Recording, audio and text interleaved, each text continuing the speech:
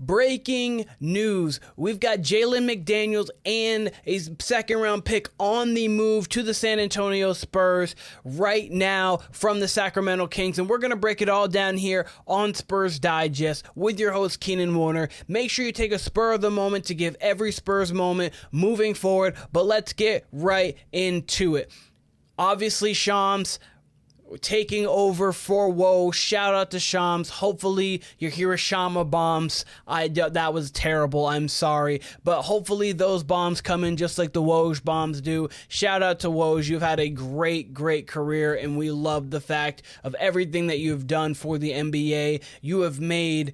You made the off season fun. You made everything fun because you were always up to date. Your phone was never off. You were always putting in work. And Shams has done a good job so far, and I think he's going to continue to do that. As the Spurs are doing a good job with this trade, I think the Kings are doing it as well.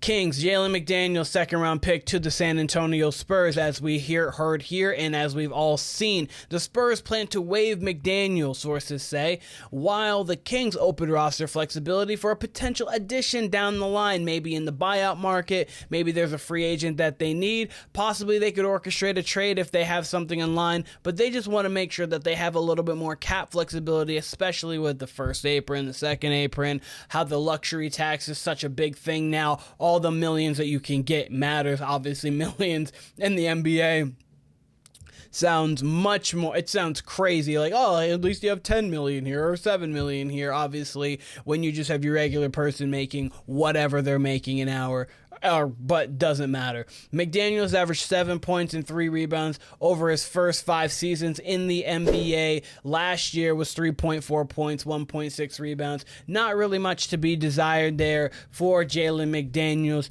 So since he is not going to help out the Spurs roster in the way of contributing minutes and points, rebounds, assists, defense, because they've got a deep roster, and the roster looks like it's only getting deeper with the talent that they continue to have off that bench. What does this really mean for the San Antonio Spurs? When they waive him, the money doesn't matter at this point because they're going to pay him whatever he needs to be paid, and they're going to be done with him and move on. Obviously, the Spurs have a litany of money because of the fact that they're really only paying Devin Vassell big money, and he's not even really getting big kind of money like that at all. You could argue here in a year and a half he could be in the underpaid with the way he could develop. But the second round pick is really what's important here. This is kind of a little hard to see here, but what this is the Spurs' upcoming draft picks.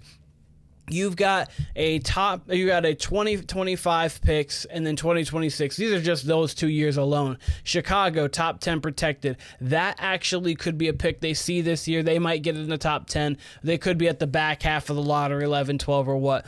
And then you've got a Charlotte top 10, lottery protected. That's going to be Charlotte's this year, and then next year it turns into a top 8 and top 10. With the protected picks, I always got confused with it too, but pretty much every single year what it does is it just changes how the protection goes. So it goes from maybe lottery pick to protected top 10, then top 8, and then it kind of works in that range. And then after like a few years, you get a certain allotted pick. It all depends on the contract. And then there's no protection on that Atlanta pick. That Atlanta pick could be good. We'll see what they can be. Keldon Johnson, they've got the rookie that they drafted this year. They've got Tre Young. So we'll see. They obviously traded DeJounte Murray away. We don't know what they'll be. And then you've got the Spurs pick, and then you've got the Spurs pick second round in Chicago. No protections on that second round pick. So what this does is just adds more capital. We saw what the Thunder are doing, just adding more capital.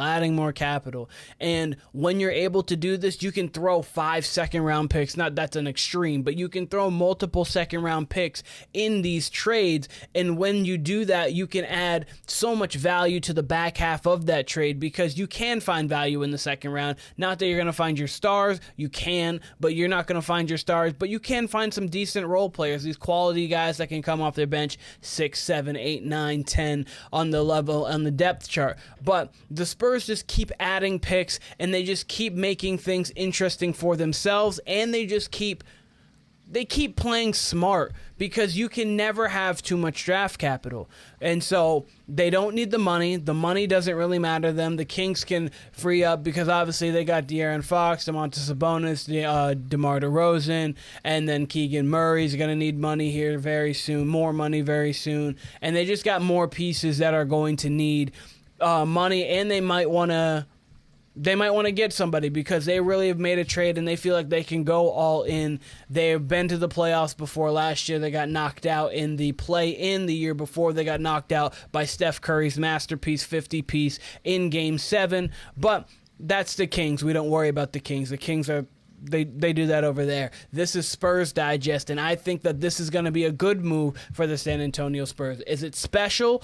No. Is it blockbuster? No. But it is perfect because you add more pieces. You add more capital, and there's nothing better than adding more draft capital. But Jaylen McDaniels is getting traded to the San Antonio Spurs. He will not be wearing a Spurs jersey, but he will be a piece that can help out and possibly another team. Maybe someone wants to take a chance on a young, athletic guy who can maybe contribute. He's only played 5 seasons in the league, got himself acclimated. We'll see what he has for a future, but I love the fact that we got a pick. We'll see what year it is, and we'll see how it goes down. But this has been Spurs Digest. Let me know in the comments if you think this is a good move, bad move, a move that doesn't really matter for the San Antonio Spurs moving forward. I think all these moves where you can get picks are good moves, but let me know what you guys think in the comments. Again, Spurs Digest with Keenan Warner. I appreciate all of you guys, and I will see you guys very soon.